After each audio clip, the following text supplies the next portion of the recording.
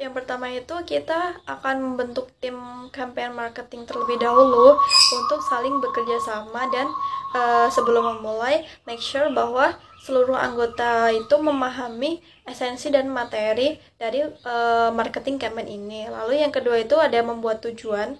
Nah, sebelum marketing campaign dimulai, kita harus mengetahui dulu nih apa tujuan dari campaign marketing ini. Nah, tujuan yang kita adakan ini adalah untuk mengajak anak-anak muda di Indonesia dan UMKM untuk berkolaborasi bersama dalam membangun chatbot untuk bisa digunakan sebagai solusi dan meningkatkan pendapatan atau omset penjualan UMKM. Lalu kemudian untuk target audiens sendiri, kita kan harus menyelaraskan ya antara tujuan marketing campaign dengan target audiens. Nah, target audiens di sini sendiri itu adalah anak-anak muda Indonesia umur 18 sampai 25 tahun dan para UMKM yang sedang berkembang di Indonesia. Kemudian untuk key performance indicator sendiri, di sini ada 3 yang kami buat. Yang pertama itu social media presence, di mana kita akan mengukur bagaimana tingkat keefektifan marketing campaign ini dengan melihat dari berapa jumlah follower, apakah ada peningkatan kuantitasnya, seberapa sering audiens merespon. Lalu yang kedua ada social media engagement, yakni engagement score merupakan nilai kelekatan ataupun keterlibatan sebuah akun media sosial dengan audiens. Lalu untuk KPI yang ketiga itu social media reach and influence.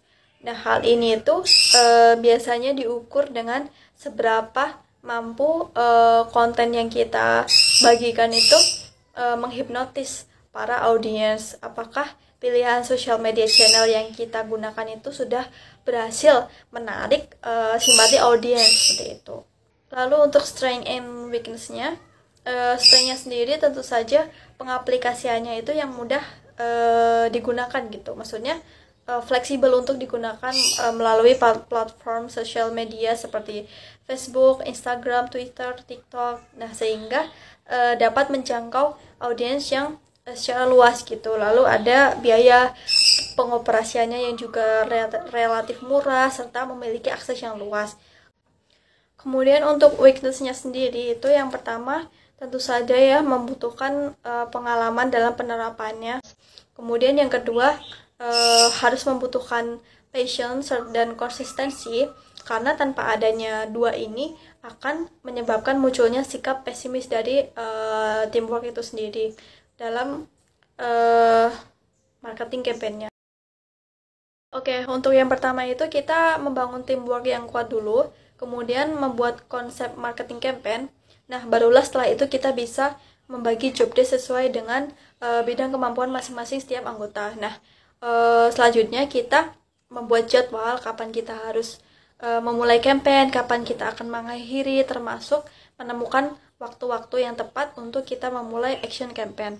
Nah, selanjutnya kita melaksanakan marketing campaign sesuai dengan jadwal dan perencanaan melalui platform yang sudah ditentukan sebelumnya. Nah, setelah itu tidak lupa kita akan memantau dan mengawasi keberjalanan marketing campaign serta mencari dan menemukan celah di mana yang memungkinkan untuk diperbaiki seperti itu.